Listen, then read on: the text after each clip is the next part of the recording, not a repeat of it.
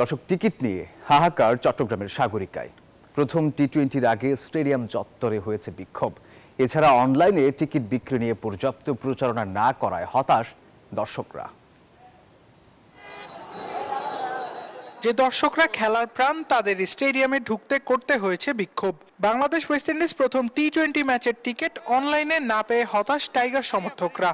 Ticket online বন্ধ করে দিচ্ছে, যারা টিকিট বিক্রি করতেছে 200 টিকিট 2000 টাকা চাইতেছে। টিকিট তো পাই না, টিকিটের জন্য আসছি সকালে 200 টাকার টিকিট 600 টাকা বলতেছে, তারপর 300 টাকার টিকিট 700 টাকা বলতেছে। আমরা অনলাইনে 2টা টিকিট কিনছি 200 টাকা করে, আর এখানে এক মুরব্বি বেচছে 400 টাকা করে।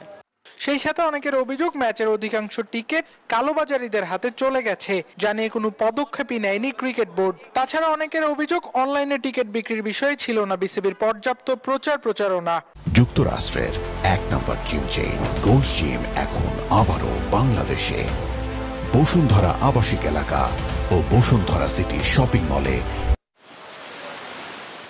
যেখানে দেশের বিভিন্ন স্থান থেকে আসা অনেক দর্শক জানান 2 থেকে 3 গুণ দামে টিকিট কিনেছেন তারা। 2000 টাকার টিকিট নেছে 3200 টাকা। হ্যাঁ, লেখা দিয়েছে 2000 টাকা, অনলাইন থেকে কম্পিউটারের ঘর থেকে নেছে 3200 টাকা। আমার এমন দিছে, আমার টিকিট ছিল 200 টাকা করে, দুইটা 400 টাকা। তো ওখানে সবগুলো মিলে 500 কয় টাকা ব্যাট সহ দেখাইছিল, কিন্তু আমি দেওয়ার পরে আমার থেকে 4120 টাকা কাটে নিয়ে গেছে। এ বিষয়ে দ্বিতীয় টি-20-র আগে তৎপর হবে বাংলাদেশ ক্রিকেট বোর্ড, এমনটি প্রত্যাশা সবার।